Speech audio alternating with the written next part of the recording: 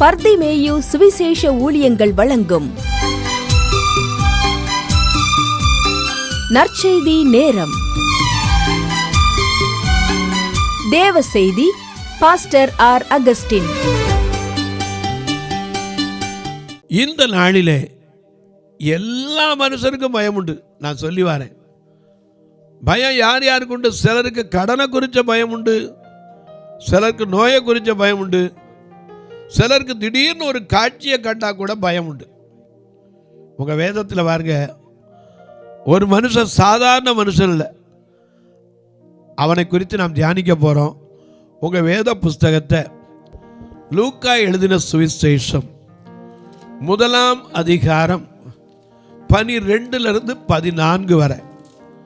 மறுபடியும் சொல்ல, லூக்கா எழுதின சுவிசேஷம் 1 அதிகாரம் 12 14 வரை உள்ள வசனங்களை எல்லாரும் தேடி கையில் எடுப்பீங்களா? இந்த தொலைக்காட்சியை பார்க்குற உங்களுக்கும் சொல்லுவேன், உங்கள் பைபிள் எடுக்காமல் உட்காராதீங்க. எதுக்கு? நான் சொன்னது சரியா இருக்கா பார்க்குறக்காவது புஸ்தகத்தை கையில் எடுத்து உட்கார்ந்து, கர்த்தருடைய புஸ்தகம் இது தேடி வாசிக்க வேண்டும். எல்லாரும் கையில் எடுத்து வச்சுக்கிட்டு லூக்கா 1:12 14 வரைக்கும். அல்லேலூயா, மகிழ்வோம் மகிழ்வோம், தினமாக மகிழ்வோம், இயேசுராஜன் சொந்தமாகினார். மகிழ்வோம் மகிழ்வோம் மகிழ்வோம், இயேசுராஜன் சொந்தமாகினார். இந்த பாதளத்தில் சொந்தக்காரவர் எந்த உள்ளத்தில் சொந்தமானார். இந்த பாதளத்தில் சொந்தக்காரவர் எந்த உள்ளத்தில் சொந்தமானார்.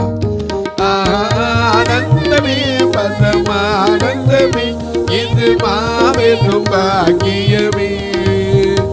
ஆனந்தமே பரமானந்தமே, இது மாபெரும் பாக்கியமே. இந்த பாதளத்தில் சொந்தக்காரவர் எந்த உள்ளத்தில் சொந்தமானார். இந்த பாதளத்தில் சொந்தக்காரவர் எந்த உள்ளத்தில் சொந்தமானார்.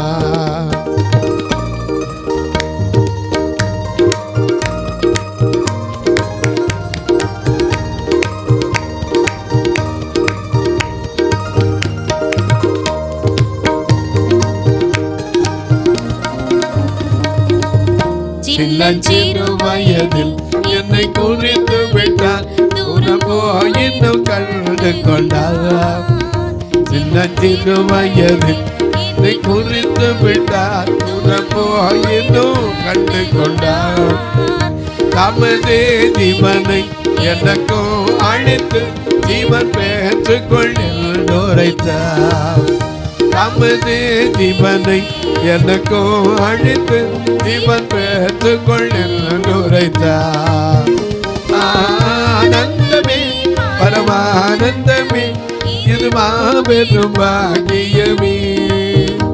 ஆனந்தமே பரமானந்தமே, இது மாபெரும் பாக்கியமே. இந்த பாதளத்தில் சொந்தக்காரவர் எந்த உள்ளத்தில் சொந்தமானார். எல்லாம் எடுத்துருப்பீங்க. லூக்கா எழுதின சுவிசேஷம் 1 அதிகாரம் 12 வாசிக்கலாம். சகரியா அவனை கண்டு கலங்கி பயமடைந்தான். நல்ல கவனிங்க, சாதாரண மனுஷன். இந்த சகரியா யார் தெரியுமா? பிரதான ஆசாரியனுக்கு பயம் வரலாமா? ஏன்னா பயத்தை போக்க வேண்டியது யாருடைய கடமை? ஆசாரியுடைய கடமை. நான் உட்காந்துட்டு உங்களுக்கு ஐயோ பயப்படுங்க பயப்படுங்க சொன்னால் என்ன பிரயோஜனம்? நான் முதல்ல என்ன செய்யக்கூடாது? பயப்படக்கூடாது. அதனால தான் ஆண்டவர் சொல்றார், நீ பயப்படாதே, நான் உன் தேவன், திகையாதே.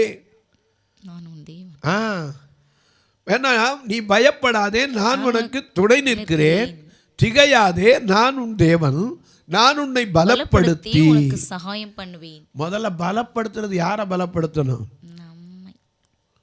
ஆசாரியன் ஜனங்களை என்ன செய்யணும்? பலப்படுத்தணும். இவன் பயப்படுத்திடுறானே. என்னது வாசிக்கிறோம்? திரும்ப வாசிங்க அந்த 12ஆம் வசனத்தை. சகரியா அவனை கண்டு. யாரை கண்டு? தேவ தூதத்துல வந்து நிக்கிற தூதனை கண்டு. ஏன்னா சில நேரத்தில் தூதர்கள் இறங்கி வருவாங்க. அநேக இடத்துல பார்க்கிறோம். லூக்கா 1ஆம் அதிகாரம் 27ஆம் வசனத்திலும் இந்த தூதன் ஒருவன் இறங்கி வந்ததை பார்க்கிறோம். தாவீதின் வம்சத்தானாகிய யோசேப்பு என்கிற நாமமுள்ள புருஷனுக்கு நியமிக்கப்பட்டிருந்த ஒரு கன்னிகையினிடத்திற்கு தேவனாலே அனுப்பப்பட்டான். அந்த கன்னிகையின் பேர் மரியாள்.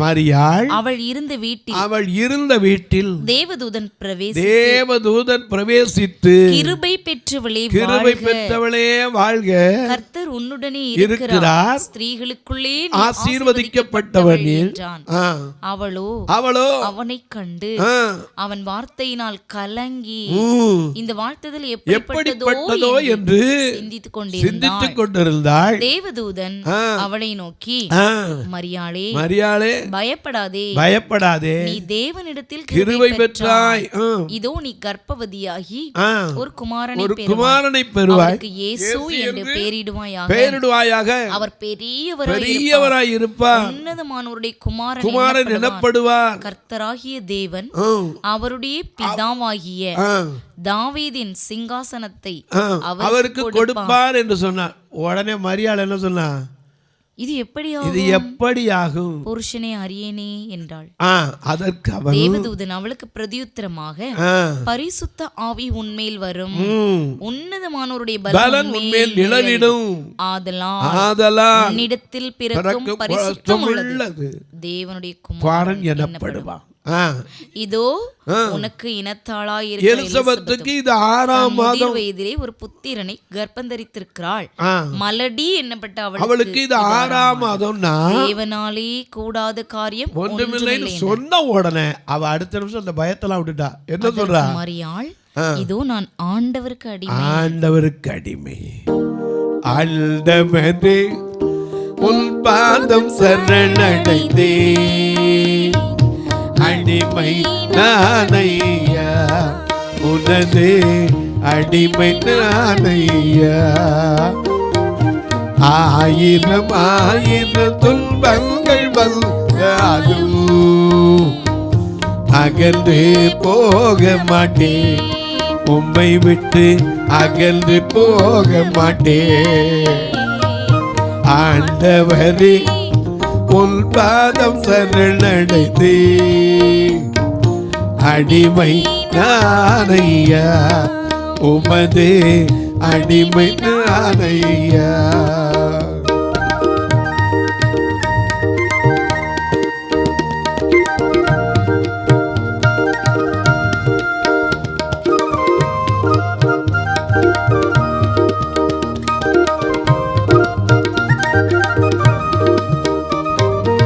ஒவ்வொரு நாள் உன் குரல் கேட்டு அதன்படி நடக்கிறேன்.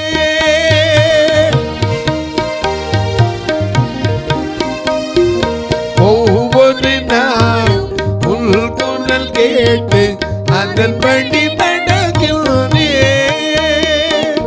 உலகினை மறந்து உண்மையை நோக்கி, உலகினை மறந்து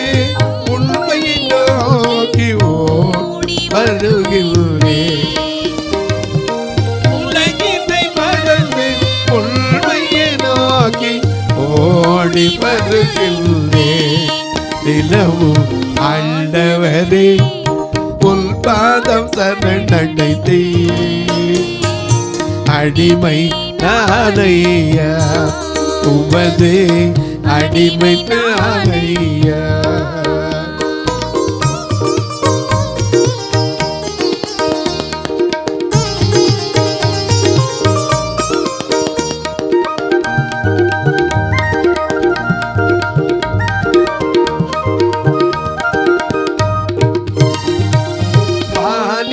தன்னது மனிதனையே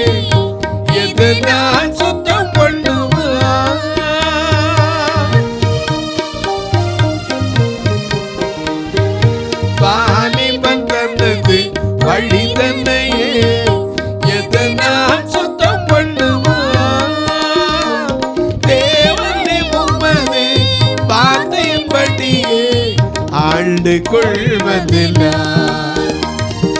தேவனே உமது வார்த்தையின்படி ஆண்டு கொள்வதில்லை. தினமும் ஆண்டவரே உன் பாதம் சரணடைந்தே அடிமை நானையா உபதே அடிமை நானையா.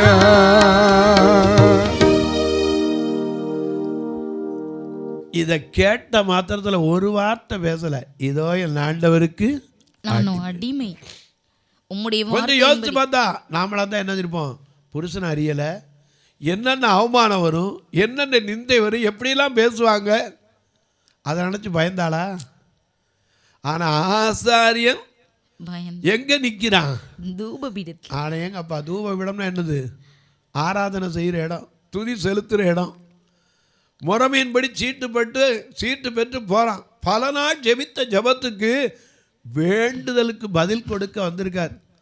ஆனால் இவருக்கு பயம்.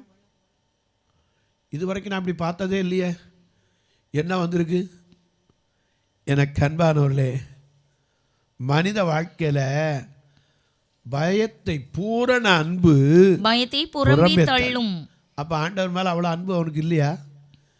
அவனை குறித்து பாருங்க, லூக்கா எழுதின சுவிசேஷம் 1ஆம் அதிகாரம் 5ஆம் வசனத்தை பாருங்க. யூதேயா தேசத்தின் ராஜாவாகிய ஏரோதி நாட்களில் அபியா என்னும் ஆசாரிய வகுப்பில் சகரியா என்னும் பெயர் கொண்ட ஆசாரியன் ஒருவன் இருந்தான். முதலாவது ஆசாரியன். அது மட்டும் இல்ல, அவன் மனைவி ஆரோனுடைய குமாரத்திகளில்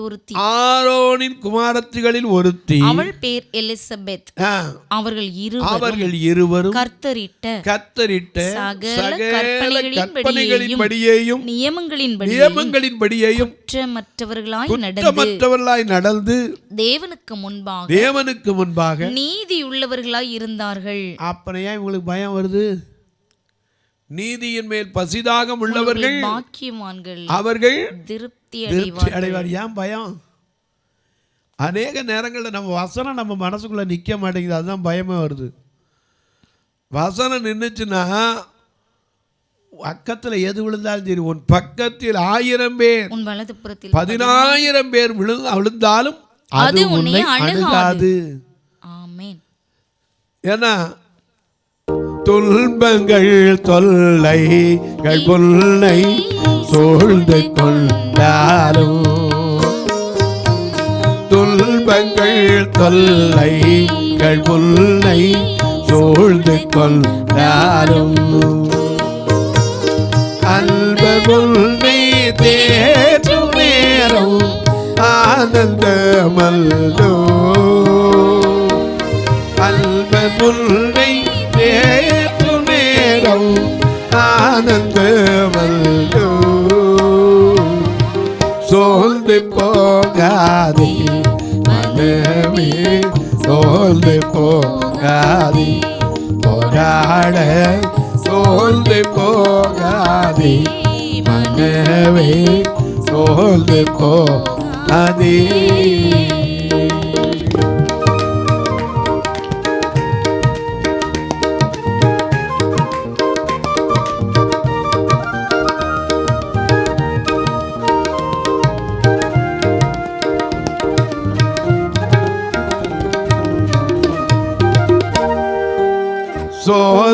சோதனைகளை சகிப்போ பாக்கியவான் நல்லோ, சோதனைகளை சகிப்போ பாக்கியவான் நல்லோ. தீபகிரீடம் சூடும் நேரம் என்ன பேரின்பம், தீபகிரீடம் சூடும் நேரம் என்ன பேரின்பம். சோர்ந்து போகாதே மனமே, சோர்ந்து போகாதே, போராட சோர்ந்து போகாதே மனமே, சோர்ந்து போகாதே. இவங்க யாரு? நீதியின்படி நடந்தவங்க. அது மட்டுமல்ல, எலிசபெத் ஆ, மலடியாயிருந்தபடியினால் ஆ, அவர்களுக்கு பிள்ளை இல்லாதிருந்தது. ஆமா. அவர்கள் இந்த எலிசபெத்து தான் அங்க சொல்லப்பட்டது, உன் இனத்தாளாகிய எலிசபெத் ஆ. இந்த எலிசபெத்துக்கு 6ஆம் மாதம் யோவான் ஸ்நானனுக்கு இயேசு கிறிஸ்துக்கு எத்தனை வித்தியாசம்? 6 months. 6 மாசம் தான் வித்தியாசம். இந்த எலிசபெத்துக்கு ரொம்ப நாளா குழந்தை இல்லை, ஆனா ஆசாரியன். இவைகளெல்லாம் தேவை என்று அறிந்த தேவன், கர்த்தருக்கு பயந்து நடக்கிறவனுக்கு உண்டான ஆசீர்வாதத்தில் ஒன்றும் இல்லை. மனைவி கனிதரும் திராட்சை செடியா இருக்கா, ஆனா பிள்ளைகள் இல்லையே. ஆண்டவர் அதையும் கொடுக்கிறதுக்கு இவன் பல நாள் ஜெபித்த ஜெபம். இப்போ கடைசியாக வயது முதிர் காலத்தில் அந்த சீட்டை பெற்று ஆசாரிய முறைமையின்படி சீட்டு பெற்று அங்கே தூப பீடத்தில் நிற்கிறான். அங்கே என்ன நடக்குது வாசிக்கலாம். அப்படி இருக்கு. இருவரும் வயது சென்றவர்களாயும் இருந்தார்கள். அப்படி இருக்க அவன் தன் ஆசாரிய வகுப்பின் முறைமைப்படி தேவ சந்நிதியில் ஆசாரிய ஊழியம் செய்து வருகிற காலத்தில், நல்ல கவனிங்க, ஆசாரிய ஊழியம் செய்து வருகிற காலத்தில் ஆசாரிய ஊழிய முறைமையின்படி அவன் தேவாலயத்துக்குள் பிரவேசித்து தூபம் காட்டுகிறதற்கு சீட்டை பெற்றான். தூபம் காட்டுகிற வேளையிலே, தூபம் காட்டுகிற வேளையில துதிக்கும் போது யார் வந்து நிப்பா? அன்றைக்கு வராந்தரத்தில் மெய்ப்பர்கள் மத்தியில யார் வந்து நின்னா? தேவதூதன் வந்து நின்றான். எதுக்கு? இதோ எல்லா ஜனத்துக்கும் சந்தோஷத்தை உண்டாக்க ஒரு நல்ல செய்தி சொல்ல வந்திருக்கேன். கர்த்தராகிய கிறிஸ்து என்னும் இரட்சகர் உங்களுக்காக தாவீதின் ஊரிலே பிறந்திருக்கிறார். பிள்ளைய துணியில சுத்தி முன்னணியில கிடத்தி இருக்க காண்பீர்கள், இதுவே உங்களுக்கு அடையாளம். ஒரு நல்ல செய்தி சொன்ன வந்தார். ஏன்னா நீதிமொழிகள் 25:25 படி தூர தேசத்திலிருந்து வரும் செய்தி விடாய்த்த ஆத்துமாவுக்கு குளிர்ந்த நீரை போல. தூர தேசத்திலிருந்து வரும் நற்செய்தி விடாய்த்த ஆத்மாவுக்கு கிடைக்கும் குளிர்ந்த தண்ணீருக்கு சமானம். ஆமா, அவ்வளவு அருமையான செய்தி உங்களுக்கு வரப்போகுது. நெடுநாள் காத்திருந்து வயதாய் போச்சு, இனிமேல் நடக்குமாங்கிற ஒரு சூழ்நிலையில தேவ சன்னிதானத்தில் இவன் தூபம் போடுகிற வேளையில கர்த்தருடைய சன்னிதானத்திலிருந்து ஒரு தூதன் வந்து நிற்கிறான். வாசிங்க 11ஆம் வசனத்தை. அப்பொழுது கர்த்தருடைய தூதன் ஒருவன் தூப பீடத்தின் வலது பக்கத்திலே நின்று அவனுக்கு தரிசனமான சகரியா அவனை கண்டு கலங்கி. ஏன்னா அவ்வளவு நாள் அத்தனை பூஜை வரும்போது இதை பார்த்தது இல்லையே, தூபம் காட்டும்போது பார்த்தது. இப்ப என்னமோ திடீர்னு இங்க இருக்க, பயந்து கலங்கி பயமடைந்தான். தூதன் அவனை நோக்கி சகரியாவே பயப்படாதே, உன் வேண்டுதல் கேட்கப்பட்டது. உன் மனைவியாகிய எலிசபெத். நல்ல கவனிங்க, நீங்க பல நாள் ஒரு வேண்டுதல் வைத்துக்கிட்டே வந்திருப்பீங்க. கர்த்தருடைய தூதன் உனக்காக வருவார், ஒரு நல்ல செய்தி சொல்ல. தம்முடைய தூதனை அனுப்புவார். என்ன செய்தி சொல்லுவான்? பயப்படாத, நான் தேவனுடைய சன்னிதானத்தில் நிற்கிறவன். உனக்கு இந்த நல்ல செய்தியை சொல்றதுக்காகவே என்ன செஞ்சேன்? அனுப்பப்பட்டு வந்தேன். அவனே சொல்றான் பாருங்க, 13ஆம் வசனத்திலிருந்து பாருங்க. தூதன் அவனை நோக்கி சகரியாவே பயப்படாதே, உன் வேண்டுதல் கேட்கப்பட்டது. உன் மனைவியாகிய எலிசபெத் உனக்கு ஒரு குமாரனை பெறுவார். அவனுக்கு யோவான் என்று பெயரிடுவாய். அது மட்டுமல்ல, பிள்ளைக்கு பேரும் சொல்றாரு. உனக்கு சந்தோஷமும் மகிழ்ச்சியும் உண்டாயிருக்கும். அவன் பிறப்பி நிமித்தம் அநேகர் சந்தோஷப்படுவார்கள். கர்த்தருக்கு முன்பாக பெரியவனாய் இருப்பான். திராட்சரசமும் மதுபானமும் குடியான். தன் தாயின் வயிற்றில் இருக்கும் போதே பரிசுத்த ஆவியினாலே நிரப்பப்பட்டிருப்பான். அவன் இஸ்ரவேல் சந்ததியாரில் அநேகரை அவர்கள் தேவனாகிய கர்த்தரிடத்துக்கு திருப்புவான். பிதாக்களுடைய இருதயத்தை பிள்ளைகளிடத்திற்கும் கீழ்ப்படியாதவர்களை நீதிமான்களின் ஞானத்திற்கும் திருப்பி உத்தமமான ஜனத்தை கர்த்தருக்கு என்று ஆயத்தப்படுத்துவான் என்றார். அவன் எலியாவின் அது மட்டுமல்ல, அவன் எலியாவின் ஆவியும் பலமும் உடையவனாய் அவருக்கு முன்னே நடப்பான் என்றார். அவன் சொன்னான், இந்த செய்தியை சொல்றதுக்கு தாப்பா நான் எங்கிருந்து வந்திருக்கேன்? கர்த்தருடைய சன்னிதானத்திலிருந்து அனுப்பப்பட்டு உனக்கு இந்த நல்ல செய்தியை சொல்ல வந்திருக்கேன். இன்னைக்கு சிலருக்கு தந்தினா உடனே பயம், உள்ளுக்கு என்ன இருக்கு பிரித்து பார்க்க மாட்டோம். தந்தினோட ஐயோ ஐயோம்மா. கடைசியில் பார்த்தீங்கன்னா வேலைக்கு வந்து ஜாயின் பண்ணுன்னு வந்திருக்கும். இப்படி தான் ஒரு குடும்பத்தில் தந்தினோடனே மனைவி கத்தினா ஐயோ ஐயோ என்ன தந்தி என்ன தந்தி. புருஷன் சொன்னார், உங்கள் அப்பா போயிட்டு தான் உங்கள் அம்மா கொடுத்த தந்தி, இது உங்கள் அம்மா போயிட்டு தான் உங்கள் அப்பா கொடுத்த தந்தி. மொத்தம் 2 பேரும் க்ளோஸுன்னா. தந்தின உடனே நல்லது மட்டும்தான் வருமா, கெட்டது மட்டும்தான் வருமா? இல்லைங்க. தேவதூதன் நல்ல செய்தி சொல்ல வந்திருக்கான். ஆனால் அவனை பார்த்து பயப்படுறோம். இயேசுவை பார்த்து சீஷர்கள் பயப்பட்டாங்க, ஆசாரியன் தூதனை பார்த்து பயப்பட்டான். நடுக்கடலில் நடந்து வர்ற இயேசுவை பார்த்து பேதுரு பயப்பட்டான். இன்னைக்கு நீங்களும் நானும் பயப்படக்கூடாது. ஏன்னா நாம் ஆராதிக்கிற தேவன் யாரு? மரணத்தை ஜெயித்தவர். ஏன்னா அவர் யாரு? யெகோவா நிசி, யெகோவா நிசி, யெகோவா நிசியை ஏற்றி பாடுவோம். எங்கள் தோல்வி வெற்றி தோல்வியே, அல்லேலூயா. எங்கள் தோல்வி வெற்றி தோல்வியே. யெகோவா நிசி, யெகோவா நிசி, யெகோவா நிசியை ஏற்றி பாடுவோம்.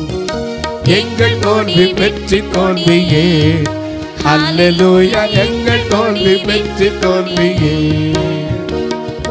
வீர கொள்ளிடுவீர் வெற்றி வீரரே, மாறு கொண்டு மன்னன் உன்னை செல்கிறார்.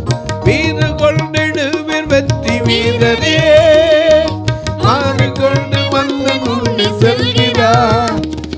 ஜீவதேவ சேனை அல்லவோ, அல்லேலூயா. ஜீவதேவ சேனை அல்லவோ. ஓ யெகோவா நிசி, யெகோவா நிசி, யெகோவா நிசியை ஏற்றி பாடுவோம். எங்கள் தோல்வி வெற்றி தோல்வியே, அல்லேலூயா. எங்கள் தோல்வி வெற்றி தோல்வியே. தொலைக்காட்சியில் பார்க்கிற என் அன்பு மக்களே, இந்த நிகழ்ச்சியை நாள்தோறும் பார்க்குறீங்க, கேட்குறீங்க, ஆனந்தப்படுறீங்க. இதுக்காக ஜெபிக்கிறீங்களா? ஏன்னா இது தொடர்ந்து வர்றதுக்கு ஒவ்வொரு நாளும் பொருளாதாரத்தில் ஆண்டவர் சந்திக்கணும். நீங்கள் உங்கள் வேலையில் உயர்வு கிடைச்ச நாள், ஒருவேளை நெடுநாள் காத்திருந்த வழக்கில் தீர்ப்பு வந்த நாள், உங்கள் பிறந்த நாள், திருமண நாள், ஒரு புது வீடு கட்டி பால் காய்ச்சிற நாள், என்னென்னமெல்லாம் செய்வேன்னு சொன்னீங்களா? ஒரு நாள் நிகழ்ச்சியை தாங்கலாமே, கட்டாயமில்லை, விசனமாயில்லை. இந்த பார்வையற்ற மக்கள் சபையில் வந்து உட்காராங்களே, இவங்களுக்கு ஒரு உணவு கொடுக்க உதவலாமே. அன்னைக்கு ஒரு அம்மா சொன்னாங்க, பிரதர் நான் வீடு பால் காய்ச்சி பிள்ளைக்கு கல்யாணம் வச்சுருக்கேன், ஆனால் அந்த பிள்ளைய சாப்பிட்ற அன்னைக்கு உங்கள் சபையில் 2 கணுந்திரி அவங்களுக்கு சாப்பாடு போடுங்க. நான் சொன்னேன், அம்மா எங்கள் பிள்ளைய வந்து வாழ்த்த முடியாதே, வர வேண்டாம், அங்கேருந்தே வாழ்த்தட்டும். அந்த பிள்ளைய வாழ்த்து தான் என் பிள்ளைய வாழ வைக்கும். நான் கரெக்டாக அந்த தேதிக்கு முன்னாடி பணம் அனுப்பிடுறேன். ஏன் சொல்கிறேன்? உங்கள் பிறந்த நாள், திருமண நாள் போன்ற நாட்களிலே கர்த்தர் ஏவினால் நீங்களும் ஒரு உணவு கொடுக்க உதவலாம், உடை கொடுக்க உதவலாம், ஊன்றுகோல் கொடுக்க உதவலாம். ஏன் இந்த மக்களை கூட்டிகிட்டு வர்றதுக்கு வேன் வாடகை கொடுத்து உதவலாம், ஒரு கட்டுமான பணிக்கு உதவலாம். எத்தனையோ காரியம் உண்டு. அது மட்டுமல்ல, நாங்கள் எப்படி தொடர்பு கொள்ள பிரதர்? இதில் 2 ஃபோன் நம்பர் உண்டு, ஜிபே, ஃபோன்பே. ஒருவேளை கணக்கு வைக்கிறோம் பிரதர், எங்களுக்கு நான் வேலை பார்க்குற சூழ்நிலை வச்சு தான் ஆகணும் அப்படின்னீங்கன்னா தாராளமாக கேளுங்க, அதற்கான வழிமுறைகளும் உண்டு சொல்லுகிறேன். போஸ்ட் வழியாக அனுப்புகிறவங்களுக்கு சொல்லுவேன், போஸ்டல் பேங்க் அக்கௌண்ட் உண்டு. நீங்கள் போய் போஸ்ட் ஆஃபீஸில் அக்கௌண்ட்டு பணம் கட்டுற ஃபார்ம்னு கேளுங்க, கொடுப்பாங்க. அதை வாங்கி 36 35 38 89 63 இந்த நம்பரை எழுதி கொடுத்தீங்கன்னா அக்கௌண்ட்லேயே பணம் கட்டலாம். உங்கள் ஜபக்காரி எது இருந்தாலும் காலை 10லேருந்து 5 மணிக்குள்ளே சொல்லலாம். இப்போ உங்களுக்காக ஜபிக்கட்டுமா? நல்ல பிதாவே, நன்றியோடு துதிக்கிறோம் சுவாமி. இந்த மனமகிழ்ச்சியான நல்ல நாளிலே பயத்தை குறித்து நாங்கள் தியானித்து வருகிறோம். ஐயா, மனுஷ வாழ்க்கையில் பயம், எனக்கு எத்தனையோ பேருக்கு பலவிதமான பயம். நோயினால பயம், சத்துருவின் போராட்டத்தினால பயம், பிற நமக்கு எதையோ செஞ்சிட்டானோன்னு பயம். ஒரு பயமும் இல்லாதபடிக்கு பயத்தின் ஆவியை முற்றிலும் மாற்றி பலமுள்ள ஆவியை கொடும். ஒவ்வொருவருடைய மனதில் இருக்கிற காரியங்களையும் மாற்றும் பலப்படுத்துகிற கிறிஸ்துவாய் இருந்து துணை செய்யும். பிறந்த நாள் திருமண நாளை நினைவு கூறுகிற மக்களுக்காய், தங்களுக்கன்பான இழந்து தவிக்கிற ஆறுதலற்ற மக்களுக்காய், நெடுநாள் காரியத்தை காத்திருக்கிற ஒவ்வொரு பெரியோருக்காய் சிறியோருக்காய் பிள்ளைகளுக்காய் ஜெபிக்கிறேன். நீர் கர்த்தர் மேல் பாரத்தை வைத்து காத்திருக்கிறவர்களுக்கு காரியங்களை வாய்க்கின்றேன். இயேசுவின் நாமத்தில் ஜெபிக்கிறேன் நல்ல பிதாவே, ஆமென். சபை ஆராதனை ஞாயிறு காலை 10 மணி முதல் 12 மணி வரை. இடம் பர்திமேயு சுவிசேஷ ஆலயம், அன்னை சத்யா நகர், இளமனூர் அஞ்சல், சக்கிமங்கலம் வழி, மதுரை மாவட்டம். பின்கோட் 625201 மற்றும் பர்திமேயு சுவிசேஷ ஜெப வீடு, flat number 107, Eden garden, Muthur, Tirunelveli. Pincode 627011. சிறப்பு உபவாச கூட்டம் ஒவ்வொரு மாதமும் 2வது சனிக்கிழமை காலை 10 மணி முதல் 1 மணி வரை நாகர்கோவில் YMCA ஹாலில் வைத்து நடைபெறுகிறது. மற்றும் ஒவ்வொரு மாதமும் 4வது சனிக்கிழமை காலை 10 மணி முதல் 1 மணி வரை திருநெல்வேலி புதிய பேருந்து நிலையம் அருகில் உள்ள கிரேஸ் ஹாலில் வைத்து நடைபெறுகிறது. எங்கள் எல்லா ஆராதனைகளிலும் கலந்து கொண்டு தேவனை மகிமைப்படுத்த அன்பாய் அழைக்கிறோம். உங்கள் உதாரத்துவமான காணிக்கைகளினால் இவ்வூழியத்தை தாங்க விரும்பினால் R Augustine, account number 5021364331, IFSC code IDIB 000B066, Indian bank, BP Kulam, Madurai. GPay number 9842181917, BGM ministries மற்றும் 9442559772, பிளைண்ட் மினிஸ்ட்ரீஸ் அகஸ்டின். உங்கள் தொடர்புக்கு பாஸ்டர் ஆர் அகஸ்டின், பர்திமேயு சுவிசேஷ ஊழியங்கள், நாகமலை, புதுக்கோட்டை, மதுரை 625019. தொலைபேசி எண்கள் 9842181917 மற்றும் 9442559772. கர்த்தர் தாமே உங்களை ஆசீர்வதிப்பாராக.